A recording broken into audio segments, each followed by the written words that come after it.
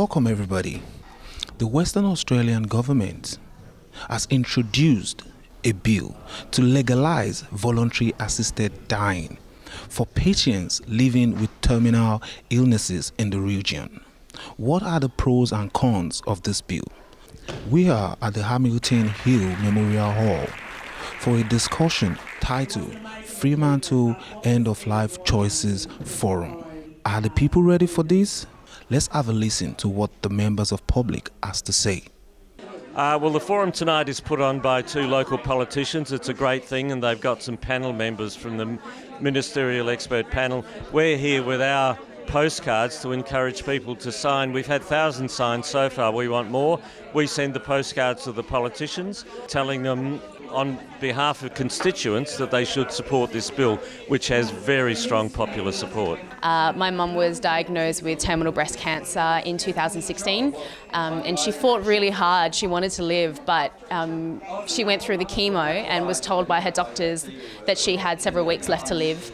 When she heard this, she made two requests for voluntary assisted dying. First, she asked, can you help me to go quicker, to her oncologist? And 3 days later, she asked her palliative care consultant, can you help me to speed up this process? And she went on to die in a way that will haunt me for the rest of my life. She was severely agitated. She had amazing top quality palliative care. She was in a specialist palliative care facility, and yet she was twitching and rasping for air and her eyes were pointing in different directions. So this tells me that although we have amazing palliative care in WA and it still needs to continue improving, it's just not enough for some patients. My mum was one of those patients. I walked from Melbourne to Perth to campaign for voluntary assisted dying law reform in Western Australia, so that people don't have to suffer the way that my mum did if that's the choice that they want to make. My own father died a horrific death which could have been alleviated by somebody at least being giving him the opportunity to pass with peace, and he didn't. And I will always remember the look in his eyes, in his face, as he begged me to put a pillow over his head because he just couldn't bear to live any longer from the agony that he was caused by the cancer in his spine and just his degeneration in every part of his body. He just wanted to die and he couldn't, so he died a horrible death. Tonight I came along as an interested person who lives in Fremantle, but I think I'll try and prosecute and put my time in electorates which are a lot more conservative than Fremantle, where the local people need to be rallied to influence their Conservative Member of Parliament to vote for this legislation.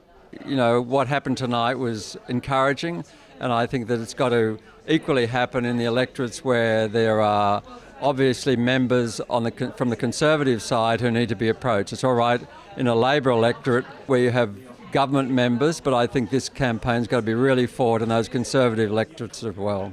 It's been tabled in the Legislative Assembly already. Debate will commence on about the 27th of August, and later on it'll make its way to the upper house where the vote will be closed. So we want to get the maximum number of people communicating with their members, especially in the upper house, telling them that they want this bill supported, they want it passed into law, and why they want it passed.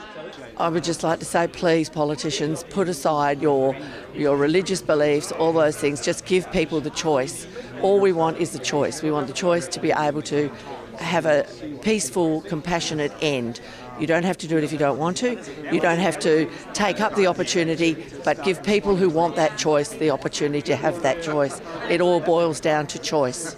I think despite the amount of public support for voluntary assisted dying, we couldn't fully expect that this will be very difficult to get through the state parliament. We've seen in other jurisdictions, particularly, it's not all, but some church groups or conservative groups have organised against this voluntary assisted dying legislation, and so I really urge people who do support this bill or the issue generally to educate themselves about what's being proposed specifically in Western Australia and let their elected representatives, both lower house and upper house, know what their views are and participate in the public debate. Our parliament should be reflecting public opinion on this.